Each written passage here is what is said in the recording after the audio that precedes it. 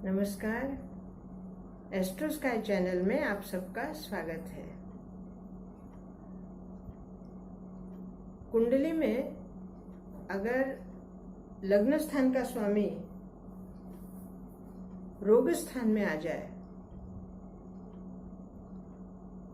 तो रोग कौन सा होगा, कैसा होगा, ठीक होगा कि नहीं,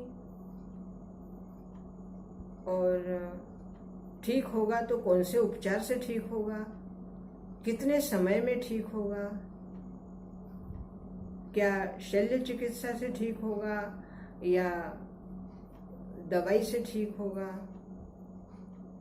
ये सारी बातें हमें षष्ठ स्थान से पता चलती है।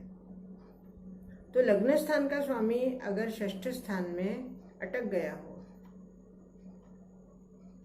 तो जातक बीमारी से पीड़ित हो जाता है। अगर मान लो षष्ठ स्थान में षष्ठेश स्वयं भी है और उसके ऊपर किसी शुभ ग्रह की दृष्टि नहीं है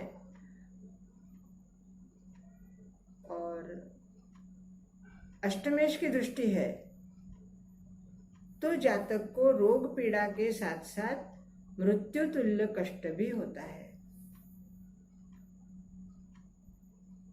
लग्नेश और षष्ठेश दोनों की दृष्टि अगर एक ही नक्षत्र में दोनों हैं और दोनों ही विपरीत नक्षत्र में है या मूल नक्षत्रों में से किसी एक में है, जैसे 6 मूल नक्षत्र होते हैं उनमें से किसी एक में अगर है और लग्नेश उस मूल नक्षत्र में है, षष्ठेश भी वही है और अष्टमेश की दृष्टि है, तो जातक के रोग की बहुत अधिक संभावना होती है। रोग जटिल होता है, रोग का निदान नहीं हो पाता और मृत्यु तुल्य कष्ट होता है। और कई बार अगर महादशा भी अष्टमेश की चल रही हो और अष्टमेश की ही अंतर्दशा आ गई हो तो ऐसे में रोग होते होते मृत्यु भी हो जाती है। कई बार षष्ठेश लग्नेश साथ साथ है और राहु की दृष्टि है, तो बीमारी है लेकिन बीमारी का निदान नहीं होता। बीमारी क्या है पता ही नहीं चलता, लेकिन बीमार है। क्या हो रहा है, कभी खांसी है, कभी सर्दी है, जुकाम है, बुखार है, लेकिन इन सब की वजह क्या है, इसकी जड़ क्या है, वो पता नहीं चलता। क्योंकि राहु एक रहस्यमय ग्रह है और राहु की अगर दृष्टि इन दोनों पे पड़ जाए तो निदान नहीं हो पाता।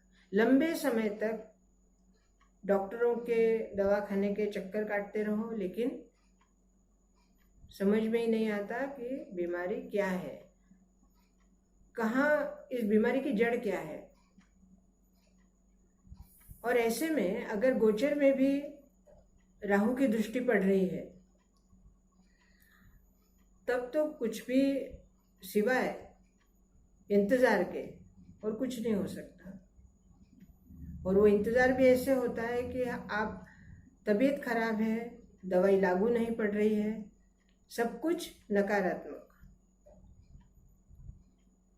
ऐसे में अगर मान लो आपका पंचमेश अच्छा है का मतलब अच्छी राशि में है, शुभ राशि में है या शुभ ग्रह से दृष्ट है, तो आपको भगवान का कुछ करने की बुद्धि होगी। ताकि हम बीमारी का इलाज नहीं कर पा रहे हैं या उसका निदान नहीं हो पा रहे हैं तो भगवान की आराधना से शायद हमारे कष्ट दूर हो, ये बुद्धि होती है। क्योंकि पंचम स्थान का स्वामी हमें बुद्धि भी देता है और हमारा जीवन का नियोजन भी करता है। लेकिन अगर मान लो पंचम स्थान का स्वामी भी शत्रु राशि में है या शत्रु ग्रह के साथ है या शत्रु ग्रह की उसके ऊपर दृष्टि है, तो आपको खुद को तो बुद्धि होगी ही नहीं, लेकिन कोई दूसरा बता भी रहा है तो वो भी आप उसका कहना नहीं मानते। मतलब जातक उस व्यक्ति का कहना नहीं मानता है कि मुझे इन सब बातों में कोई विश्वास नहीं है, दवाई लागू नहीं पड़ रही है, चिड़चिड़ापन है और भगवान का करना नहीं है। ऐसे में कर्मस्थान का स्वामी का क्या भूमिका रहती है?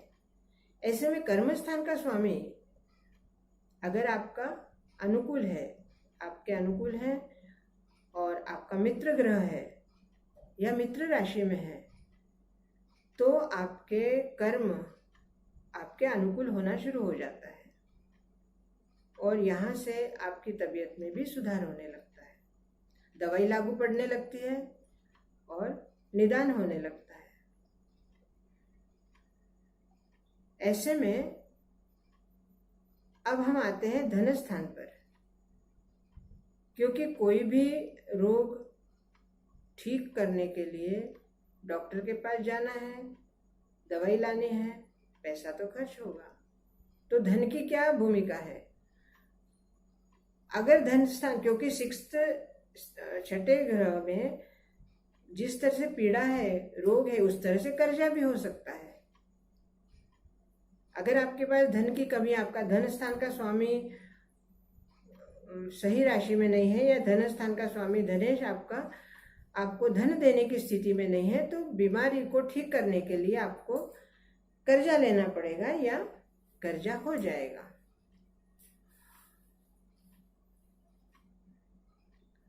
और ऐसे में